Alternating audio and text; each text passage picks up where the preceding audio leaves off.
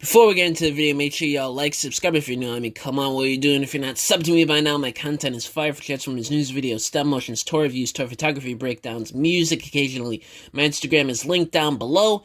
And yeah, let's get straight to it. Okay, what a delicious way to start off the new year. Happy New Year to everybody.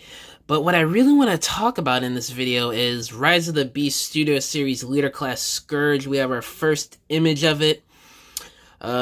Pretty scrappy image of it, but from what we could tell, this is looking pretty freaking spot on to what we saw in the trailer with the CGI.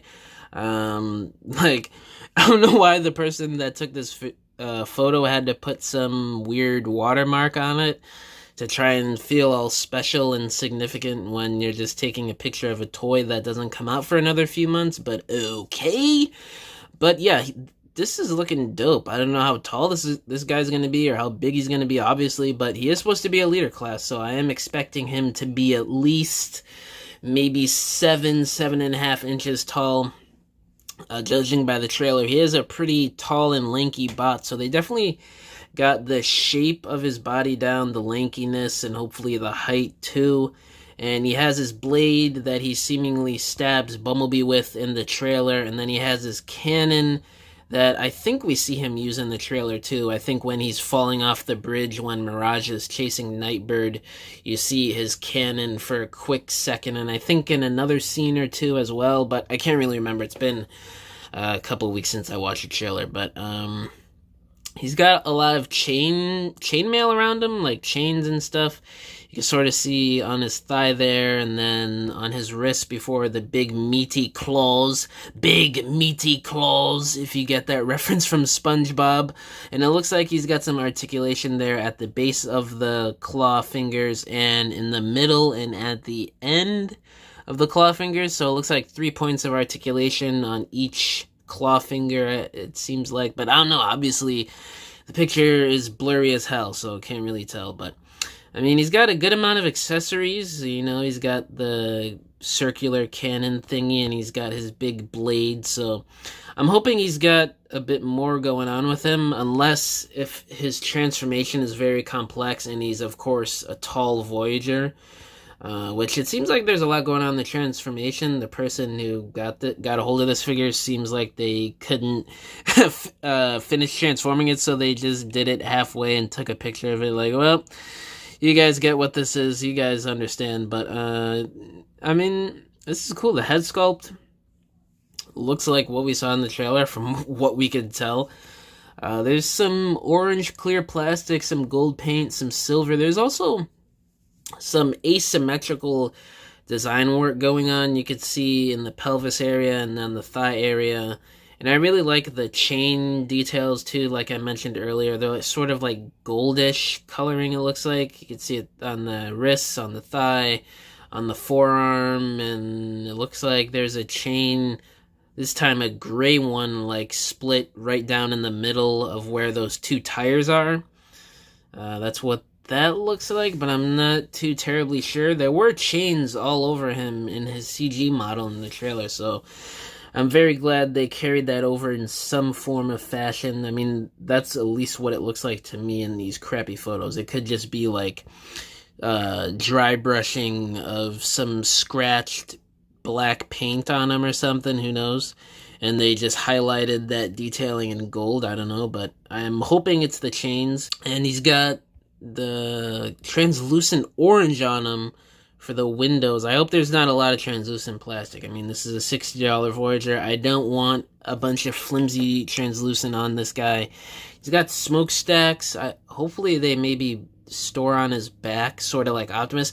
He, like, right off the bat, he reminds me of Lockdown a lot, especially Movieverse Lockdown, and just Lockdown in general. You know, the tall, lanky nature of his body shape and the sort of weapons he has. You know, he's got the claw and then the gun. I'm getting a lot of Lockdown vibes, along with, obviously, the G1 reference face here for Scourge, having the mustache and the sort of pointy ears and stuff, which is pretty cool. And he also gives me a little bit of Tarn vibes, too. I mean, in terms of what we know about the character so far. So a lot of mixed match of things going on here with different villains from the Transformers universe. You got Scourge himself, from his G1 look to his look in the Robots in Disguise cartoon.